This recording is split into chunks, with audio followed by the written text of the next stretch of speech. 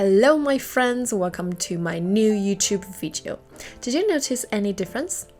Yes, I have my own printable pattern now. Starting from this video, I will upload the digital patterns of each dress I make, and I will make them in 8 different sizes so that everyone can find the perfect size for them. If you're interested, don't forget to check the link in the description box. Okay, back to the dress. Here are all the fabrics I cut. Now we can start sewing. Before that, I still have one more step to do. I iron the stay tape on the neckline of the front bodice for attaching the collar later. The stay tape is basically a strip of fabric that I cut out from the interfacing, and it's about 2 cm wide. I also iron it onto the center front because I'm going to put buttons there, so it needs to be reinforced. The back panel also needs to be ironed in the same place. For the curved edge, I cut some small notches on the strip and then press. And for the center back, I want to add invisible zipper, so a little extra support there can make the sewing so much more easier. Hey, where are you going? You're not done here, come back. Oops, yeah, I didn't realize I missed the center back until I finished the whole bodice, but that's okay, I fixed it afterward. After that, I also ironed the stay tape in the same place on the facings. This time the center back can be skipped as it doesn't provide any support for the zipper. Lastly, don't forget to iron the stay tape on the center back of the skirt as well, and we can finally start sewing. The first step is to close the dart. So let's start with the front panel. I've traced the dart on the fabric, but it doesn't seem very obvious in the video. Anyway, you know it's there. When I use a pin, I make sure it sits right on the darts in the front and the back. Be aware that my dart legs are not straight. They actually have a slight curve to them, so make sure you wiggle the fabric until you pin it in the right place. When you get to the tip of the dart, remember not to backstitch, but to sew right off the fabric, leave long thread tails and tie a knot, so we can avoid that weird fabric dimple and the dart tip will look much tidier. After that, repeat the same steps for the back piece as well.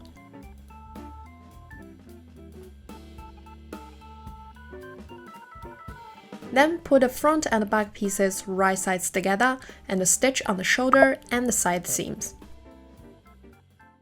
Well, after we sew the front and the back pieces together, I want to hem the raw edges inside at this point because I'm not going to line this dress. Even though I make it in winter, it's still a summer dress. And by feeling the fabric in my hands, I think it should weigh around 200 grams per square meter, which is really decent for a summer fabric. So I don't want to add any extra layer underneath it.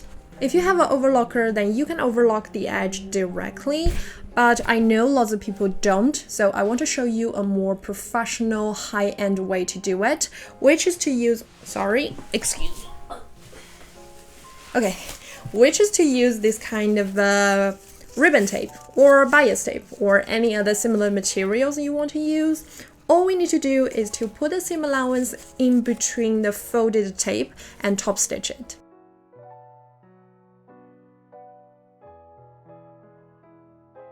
Normally, I would sew the other side of the bodice, then put them together. But for this dress, I'm just so excited to see how my patterns will work. So I've already finished the entire left side, which is right here on the mannequin. And also, if you want to make this dress, you kind of need to work the bodice, the left and right sides completely separated. That's because for this bodice, we have buttons on the center front and invisible zipper on the center back. So we cannot put those two sides together until the last step. So in the video, I will use the right side for the demonstration. And now we can just jump to the next step, which will be the collar. I used the black satin for the collar to add some contrast to the dress. We need to cut out 2 pieces from the fashion fabric for it. Remember, this is only the right side. Then we also need to iron the interfacing on one of the pieces. I normally iron on the side that faces outwards. And since satin fabric cannot be ironed directly, and it's also very slippery, I use pins to hold the interfacing in place and then put a layer of cotton fabric over it and then press.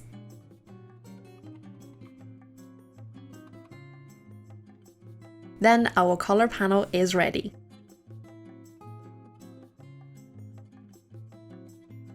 Then place the two color pieces right sides together and sew along the outer edge. After that, I'm going to trim the seam allowance and leave about half a centimeter.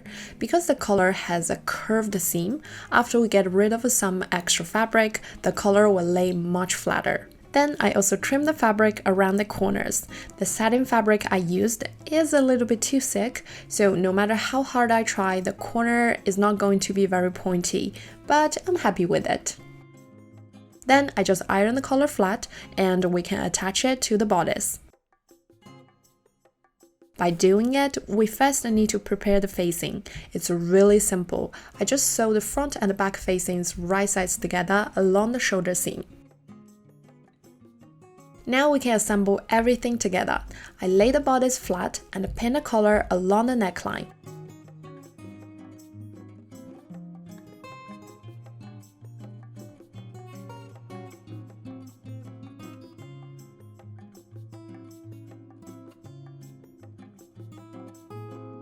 When I reach the center back, the neckline should be around 1 centimeter longer than the collar, which is the seam allowance for the invisible zipper. Then I also put a facing on top and secure it the same way.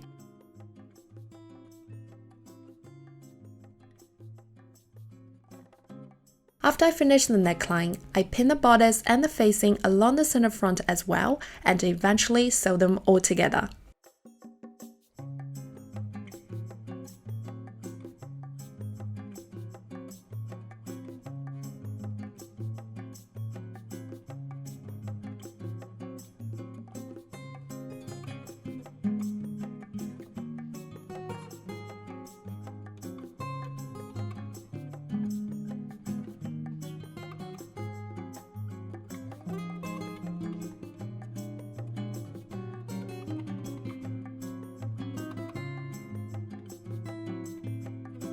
Now I can start ironing. Well, this piece really includes most of the seam types. We have a straight seam, curved seam, inside corner, and outside corner. I will explain to you how to iron them one by one. First is a curved seam. For this inward curve, we just need to cut a few notches at the seam. Then comes the inside corner. Cut a small notch there as well. Then cut off the excess fabric around the outside corner and get a tool with a pointy tip to push it out.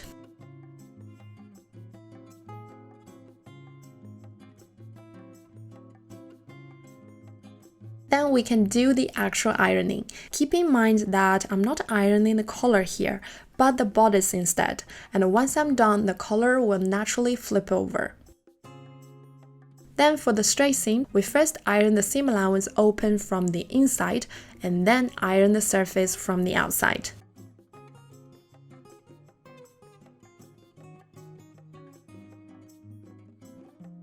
So far, I've already done with the ironing and now I just need to hem the facings. It's really simple. I just double fold the edge and then do the top stitch. If you have a serger, you can serge it directly as well. And now let's move on to the next step, the sleeves. So now we can start making the sleeves. This is probably the most difficult part of the entire dress, but don't worry, I will do it step by step with you. So the first thing to do is the slit right here. Because my fabric has really dark color, so I will use white muslin for the demonstration. This way you can see the details more clearly. First, cut the opening on the sleeve, which I have marked on the pattern. Then prepare a piece of bias tape around 1 centimeter wide. Okay, from here I will use white fabric to give you a better view. First, place the opening between the folded tape and then sew it together.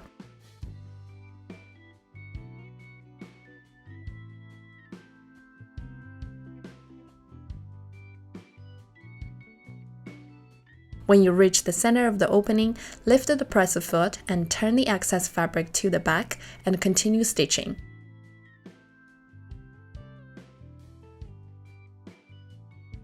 Then we should have something that looks like this. Then on the larger side of the sleeve, turn the bias tape over and sew it in place. When you get to the center, lift the presser foot again, turn the fabric 90 degrees, and then continue stitching to the end. And the sleeve vent is done.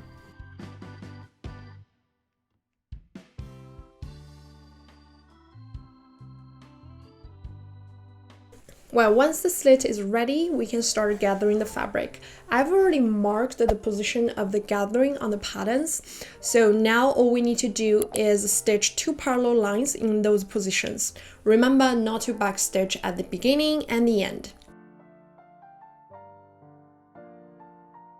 I can then pull the threads to create gathering. The gathering on the sleeve head should be as close to the shoulder point as possible. And for the sleeve opening, I separate it into 2 sections because there is a slit. Then I just sew the sleeve closed, and once you're done, don't forget to bind the seam allowance as well.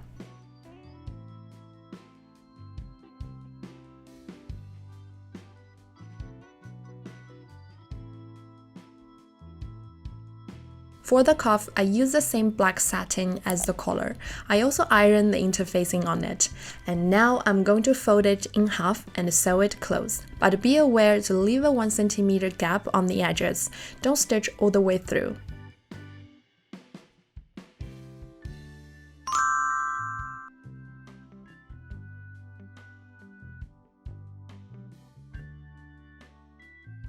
Next, let's cut off the excess fabric in the corners and I can start ironing.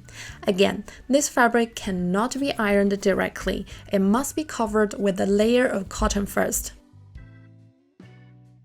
Once we are done, choose to fold one of the edges 1 cm inward and press it flat, so that when we hand sew this part later, there will be a clean edge to work with.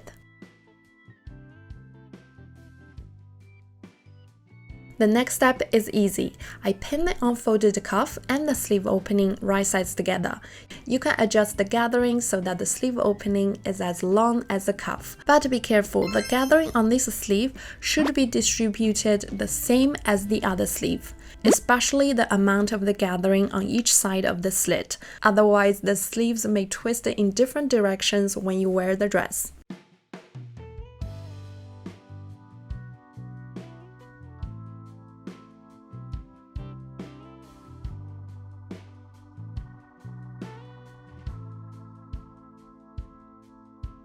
For the inside of the cuff, I choose to hand sew it.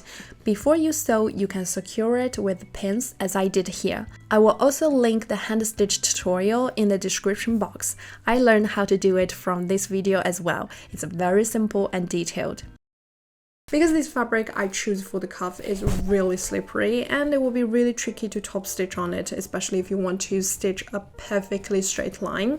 And also if you punch a hole with a needle on this type of fabric, then it's basically permanent. You cannot iron it out, which means you don't get to start over. So I decide to go with the safest way, which is to hand stitch. I know it's time consuming, but it's really worth it not to risk ruining the fabric. And I'm almost done. Okay, here we have it, the cuff.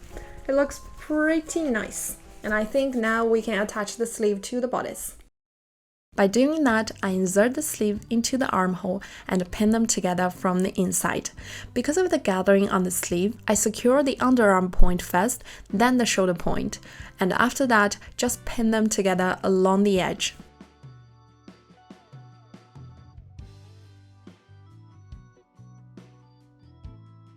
While sewing, it's best to sew on the sleeve side, so you can always adjust the position and the direction of the gathering. And once you're done, also bind the edge with the tape. And you can trim down the seam allowance just in case the gathering part is too thick to be bound. And ta-da! The bodice is finally done. You know what? I think just the bodice actually looks really good. You can stop here if you want, but if you want to keep going, then let's make the skirt. Right, before that, I just need to do a basting stitch on this overlap here at the waistline to keep the left and right sides together so they can be attached to the skirt later. The first step is always to sew the darts, which is the same as the bodice. Pin it up, sew it close, and tie the knot. After the front and back panels are finished, we can assemble the skirt. I place them right sides together and sew the side seams closed. You may notice that my skirt is actually cut on the bias. I was going to explain this when I cut the fabric, but I forgot. And also, I don't think my final look with the bias cut is particularly better than if I cut on a straight grain. And the bias cut does cost more fabric as well. So I think it's unnecessary. But I still mark the bias grain on the patterns, so you decide whether you want to cut the patterns on the bias or not. Next, we can combine the top and the skirt. I pin them together along the waistline, right sides together, and make sure to line up all the seams. There are 8 darts on this dress, and they all need to be aligned perfectly. So I suggest you insert the needle right at the seam and make sure it comes out at the seam on the back as well. This way, the fabric will be locked in place and not move as we sew.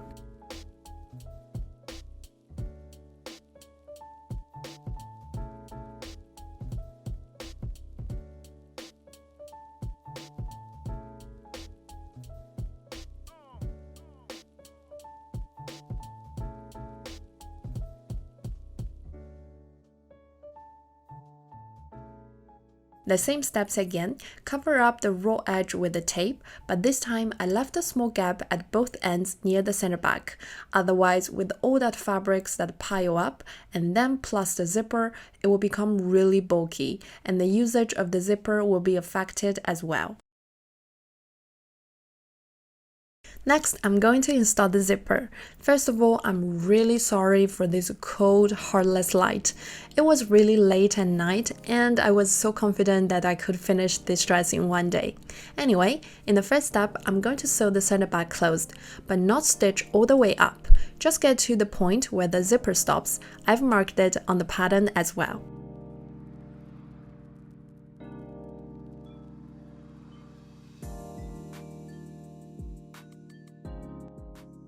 Next, I pin the zipper and the dress together, and remember they need to be right sides together. Do this step with zipper closed to keep the left and right sides matching up. And check if the waistline is aligned perfectly once you're done. Then I switch to the invisible zipper presser foot and sew the zipper on. I've already made the dress with the invisible zipper in the previous video, so I covered it quickly this time. If you think it's not clear enough, you can check out a more detailed tutorial, which I will link down below. Finally, turn the back facing to the right side and pin it with the zipper, then sew them together.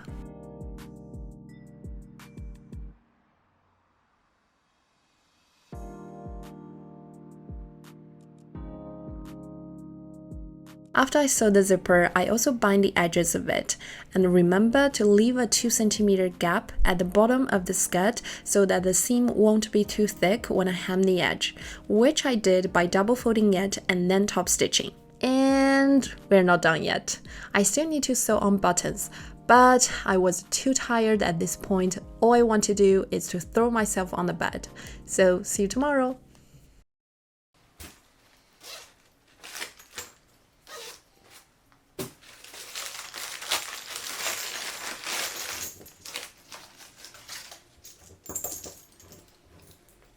Good morning guys! Finally the last step.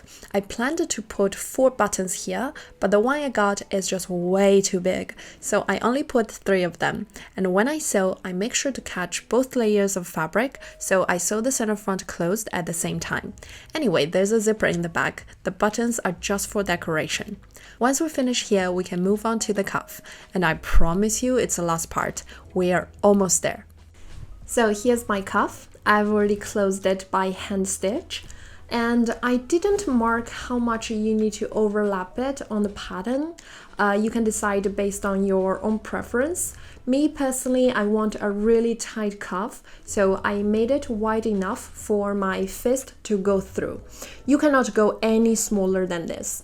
So now I will put 3 buttons here as decoration, and I've already done it on the other side, just like this. And ta-da! We are done! Final look! Final look! Final look!